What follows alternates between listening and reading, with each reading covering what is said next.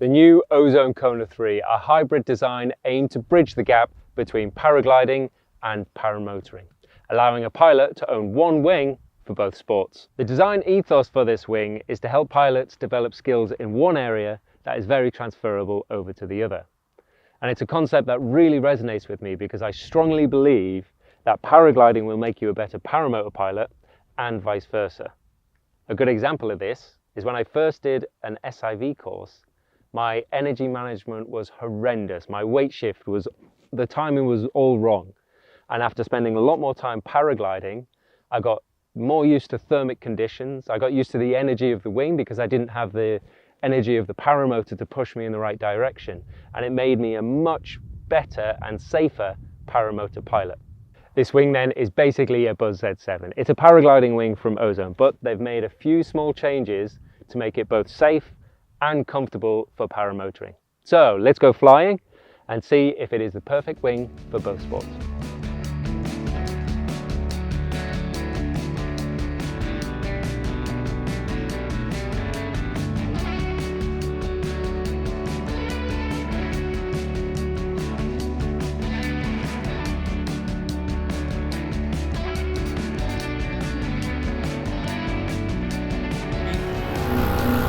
The beauty of the Kona 3 being designed around a paragliding wing is that it comes with a lot of inherent safety, a lot of passive safety. The first of which being you can use the brakes throughout the whole trim range, and you can also use the speed bar throughout the whole trim range. In addition to that, they've added tip steering. The tip steering is used to maintain heading while we're flying in a straight line, a lot easier than reaching up and adding the brakes, creates less drag. Also, and more importantly, it's used for directional control when your trimmers are fully out and the speed bar is pressed. The trims are also set for neutral at their lowest position, meaning it is in its paragliding form.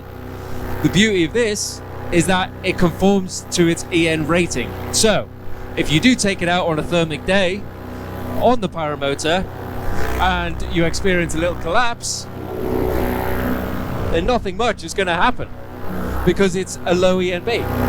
Ozone have obviously put a great deal of thought into making sure the Buzz Z7, with the changes made, is a great paramotor wing. And one example of this is changing the lower lines.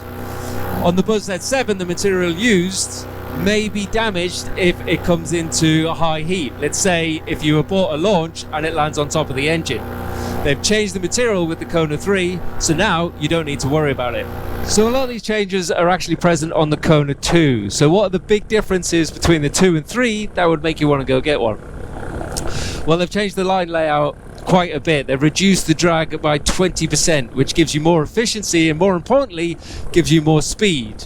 Important because paragliding wings at this level are inherently a little bit slower than you get with a standard paramotor wing. The second thing with this trim change then is that it's now a sportier feel than the Kona 2, which means you can get used to playing around with the wing a little bit more before you progress onto a more advanced wing. So there are all the features of the Kona 3, but what is it actually like to fly? Well, if you put the brakes back in their place, there is no oscillation. This is starting to be quite a thermic day, and it gives you the feedback, but not so much to make you feel uncomfortable. The brake pressures, they're progressive, and it tells you when you shouldn't be going any further. There's a build-up of pressure there, gives you that warning before anything happens. So that's the paramotoring side, but what's it like with paragliding? And to find out, I've come to Uludeniz in Turkey, one of the best places in the world for SIV. So let's take this wing over the sea and give it a proper test.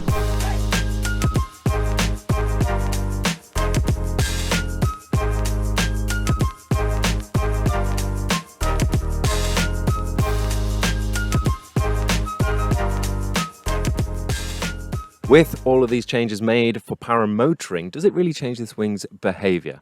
Well, we'll start with a very basic asymmetric collapse, and as you can see, an absolute non-event, exactly the same as it behaves on the paramotor and exactly as you would expect from a low ENB.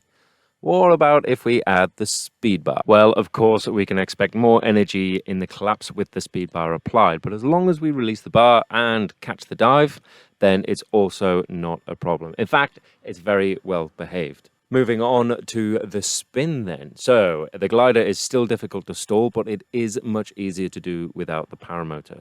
So if we take our brake range a little too far, simply letting up the brakes will allow the glider to fly again without any knock-on effects and without a big surge. Stalls are something that you shouldn't do unless you're under instruction or you're comfortable with them. But for those who are curious, the brake pressures do give good feedback and they let you know when you've gone too far for too long. The energy in the glider is also very manageable and it doesn't surge forward with so much energy that it's hard to catch. In fact, it's quite soft on its recovery. Let's say you do experience a collapse and it's a big cravat. There is absolutely no excuse for having no control of the glider. It is a very forgiving wing and you can easily turn the opposite direction without much brake input, mainly just weight shift. This means you can maintain a safe head-in while dealing with the cravat and will also prevent you from going round into auto rotation. In fact, I tried to get it into auto rotation and it didn't want to go very well at all. I really had to work it. So they're the general characteristics of a low ENB. It has a lot of passive safety with it.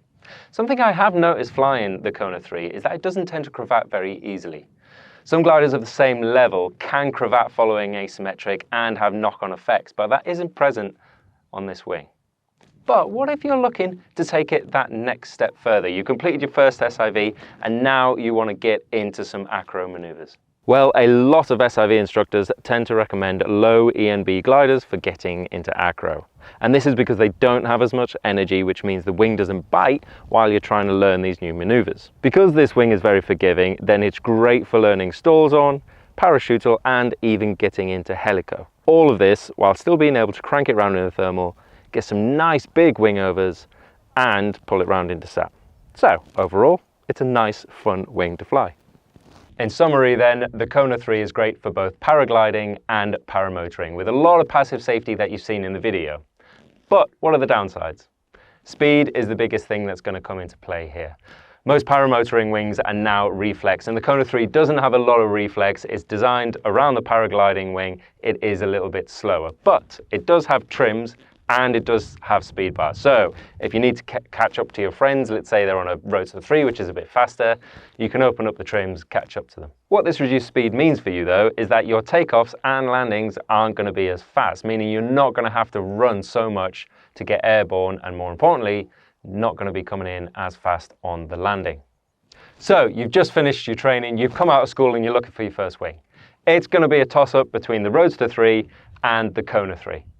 If you know you're only going to be paramotoring, the Roadster 3 is going to take it because it has that increased speed, which is beneficial.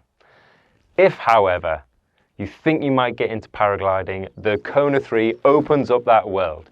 It's very efficient without the motor, and it still has the trimmers and all of the safety features, comfort features to allow you to fly it with the paramotor.